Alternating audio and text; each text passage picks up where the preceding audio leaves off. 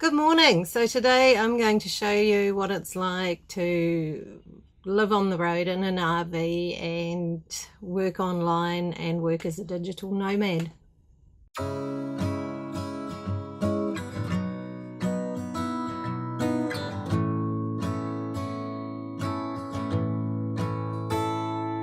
your purple Toyota, the morning is waking slow and the traffic's not moving.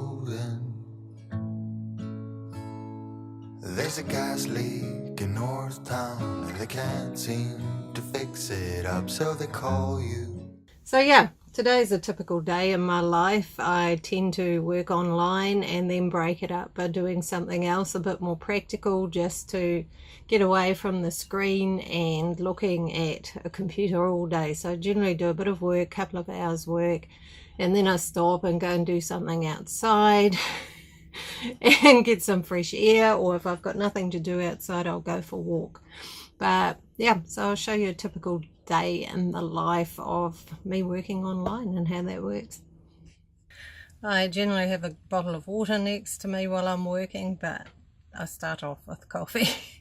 And yeah, I've got a fair bit of work to do online today, so it could be a few hours, but yeah, I've got a few extra bits to do, as well as my general readings and things I do today, and I've got quite a busy day with that. So the sun is shining, but for now I'm going to be inside. This is what I use for managing my bookings. I've actually put it on to next week, where I haven't got bookings happening yet in the daytime because I don't want people's names in the video. But yeah, they manage my bookings on my website. There's a button and they click on that and choose a time and book their appointment and pay through PayPal, which actually saves me a lot of time, because yeah, sometimes it can take 6-7 emails to get an appointment sorted out, and that was just constantly interrupting me when I was trying to work. Some people still pay by direct deposit because they either don't use PayPal or whatever, and that's fine, but the majority of them go through this, which actually probably saves me a good hour and a half a day now. So right now it's time for a break and something to eat. I love fresh pineapple, so that's on the menu today for a bit of a snack. Hey guys, I'm just on my roof. I like to get up here and check everything for leaks and clean my solar panels. Yeah, so that's my big panel. I think that's 250 watt, that one. That was the last one I put on. There I've got 120 watt and 85, I think they were. So when I bought this truck, I had a little broken one there, which is gone now. So as they got cheaper, I got the 85 watt one and put that beside the small 60 watt broken one. And then I got the 120 watt panel and got rid of the little kind of dodgy one. It had a area on it where it had leaked, so I don't think it was very efficient. So yeah, and then a couple of years ago, 3 years ago, I decided I wanted more solar. So I put that one in, which runs on a separate regulator because it couldn't run with those two. But yeah, I like to get up here and give them a good clean, because they do get a bit dirty, especially the big one being right next to the chimney. But if I'd planned this out better right from the word go, I would have set everything out a bit different. But you know, if you do things as you go, you sort of go, where am I going to put that? So it ended up there. But yeah, so it gets a bit of, it's not too bad actually. I thought I'd get a lot worse with the chimney right there, but no, it seems to be handling that. So yeah, so they're getting a good clean now, and that way they work better, especially in winter. I find that's quite important. So as you can see, I've got a lovely view from my roof too of the oceans. That makes it quite nice to climb up here. And I've also just cleaned the guttering while I'm up here. You know, once you've got the ladder out and up here, it's a good idea to get things done. Yeah, so putting that big panel on was the hard one. The other two I did easily by myself, one in Wanaka, and I can't remember where I did the other one, but when the big one arrived at the main freight depot in Christchurch and Hornby, it was like, oh my God, what am I going to do? You know, it had come down from AA Solar up in Silverdale, and yeah, luckily the guy there helped me get it into the truck, and because I mean in the box it was even bigger, so I went to somewhere where there were people because I thought I'm going to need a hand to lift that on the roof somehow, and yeah, went out to the Whedon's NZMCA park and started putting the brackets I'd made for it on. There was just some aluminium angle iron I cut up and drilled holes in and attached to the panel. And then, yeah, 2 guys came over to see what I was up to. That's a good thing. If you're doing something to your truck, generally in places like that, people want to know what you're up to and want to come and have a look and give you their advice and things like that.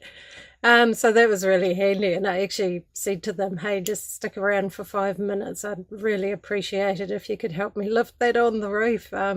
So I scrambled up the ladder, and the 2 of them lifted it up to me, and I sort of cantilevered it onto the roof and got it into position, and yeah, put lots of silicone under the mountings and screwed it in place. It was a huge relief to get that done. There's a gas leak in North Town and they can't seem to fix it up, so they call you on Monday morning. You've been working 2 jobs, still bills just stacking up in this pile on the coffee table. So, oh dear. So yeah, I had a wonderful walk on the beach. I shot a little bit of footage while I was there, but I also like to just switch off while I walk along the sea. It's such a wonderful thing to do, and I've just had a lovely avocado sandwich, and I'm going to do a little bit more work. Later on I'm not actually going to film much because it's going to get dark, and I don't have very good lighting in here for filming. It's all right for living, but for filming it's yeah, not bright enough, and it goes all funny and noisy. So yes, I'm going to do a little bit of work, write a blog post, and then I will make some dinner and chill out for the evening. So anyway, this is pretty much what I do day in, day out. Some days I work more, some days I work a little bit less. Today's been quite a busy one. It depends on what comes in and what else I have to do. A lot of people think I just do readings, but no, in order to... Excuse me, that's the avocado. In order to keep everything running, I have to keep making blog posts, keeping social media going, putting out free content on Facebook and all those sort of things on YouTube. I've got another YouTube channel which is all about the spiritual stuff, so I keep that running. And yeah, so I do work quite a bit, I suppose, but it doesn't seem like work because I actually really enjoy what I do. It's, yeah, it's really rewarding. It's enjoyable. It's not like going to work. We're looking at the clock and waiting till you can come home. That's not how my life works. And I've had people say to me also, oh my God, you're so lucky you get to do what you do. Well, luck, okay, some of it was luck, I suppose, but I've also worked really hard for quite a lot of years now to keep building that. I remember when I first started my website, I had no idea what I was doing with websites or anything. I'd get maybe 2 readings a week coming in, and that was it. But I was still doing the fairs full time and stuff like that as well, so it balanced out. But yeah, no, it wasn't an instant overnight success, you know, it was something. So don't ever sort of feel that you can't do that you can't create something of your own, whatever your own passion or interest is. You can make something out of it, especially with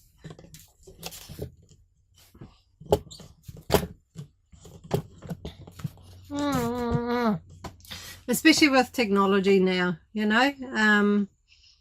There are people all around the world working as digital nomads, doing web design, graphic design, doing all sorts of stuff, online coaching, life coaching, health coaching, There's a whole community out there. I belong to one of them, which I really enjoy. Most of them actually travel the world rather than just around one country in a mobile home. A lot of them, yeah, spend winter in Thailand and things like that, which is quite appealing in winter, to go there and live there cheap. You know, you can rent a little apartment for $55 a week and things like that, which be cheap living, wonderful fresh fruit and nice warm weather. But I have a pussy cat, and I'm not going to put her in a cattery every winter or something like that. It just wouldn't be fair. So at this point in time, I don't do that. I might do that one day, just for something different, you know, put the truck into storage and go and experience living in another country and another culture for a month or two. And that is something that working online doesn't enable you to do. You can, as long as you can connect to the internet, you can work from wherever you are. So yeah, there's also a lot of YouTubers, you know, who've created a living out of making YouTube videos. I certainly don't. I don't put enough time into it because I have a business to run as well. So I don't actually get time to constantly shoot videos, but a lot of people have. It's taken them some time too, though. You know, they have to build it up and build a channel, and yeah, some of them do make a good income off that and Patreon and things like that. So yeah, anyway, thanks for watching. If you've got any questions about that or comments or want to share how you work as a digital nomad, please do comment below and like and subscribe if you like this video and would like to see more content like this. So lots of love and see you all next time.